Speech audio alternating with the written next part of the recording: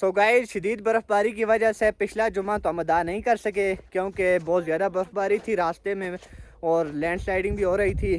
तो इसलिए पिछला जुमा तो हमसे रह गया था। आज दूसरा जुमा है और बर्फ़ में भी काफ़ी कमी आ चुकी है और आज हम जा रहे हैं जुमे की नमाज़ अदा करने के लिए।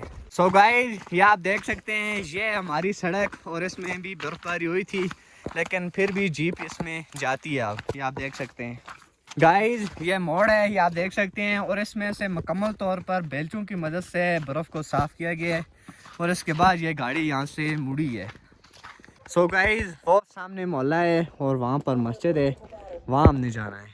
सो गाइस, ये आप देख सकते हैं कि शदीद बर्फ़बारी की वजह से यहाँ के जो दरख्त हैं वो भी टूट फूट का शिकार हैं। ये आप देख सकते हैं कि कैसे बर्फ़ ने इनको भी तोड़ के रख दिया है। गाइस, ये आप देख सकते हैं कि बिल्कुल जड़ों से पेड़ उखड़ चुके हैं। ये आप देख सकते हैं कि बहुत ज़्यादा, ये देखें जी, आलूचा भी बिल्कुल जड़ों से निकल चुका है। सो गाइस, ये हमारा मोहल्ला है और यहाँ से जाना है हमें सफ़र कर कर यहाँ पर और दरमियान में से ये हमारा यहाँ से सफ़र गुजरेगा इन जगहों से। ये आप देख सकते हैं सामने से और फिर यहाँ तक।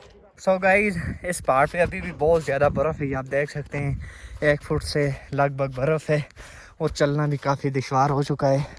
कि आप देख सकते हैं काफ़ी ज़्यादा बर्फ़ है। चूँकि इधर धूप कम लगती है इसकी वजह से यहाँ पर बर्फ़ पिघलती नहीं है। सो गाइस, ये आप देख सकते हैं कि ये इधर पहाड़ है जिस पर बहुत ज़्यादा बर्फ़ है, अभी भी बर्फ़ है। और ये सामने हमारा पहाड़ है जिस पर बर्फ़ बहुत कम है क्योंकि वहाँ पर धूप लगती है। इसकी वजह से ज़्यादा देर तक वहाँ पर बर्फ़ कायम नहीं रह सकती। ये आप देख सकते हैं। और अभी आप नमाज जुमा पढ़ के वापस जा रहे हैं घर को और हमारा घर वहाँ पे है, यहाँ पे, यस यहीं पे। इधर देख सकते हैं काफ़ी ज़्यादा बर्फ़बारी हुई है लेकिन उधर बर्फ़बारी नहीं है क्योंकि वहाँ पे धूप होती है।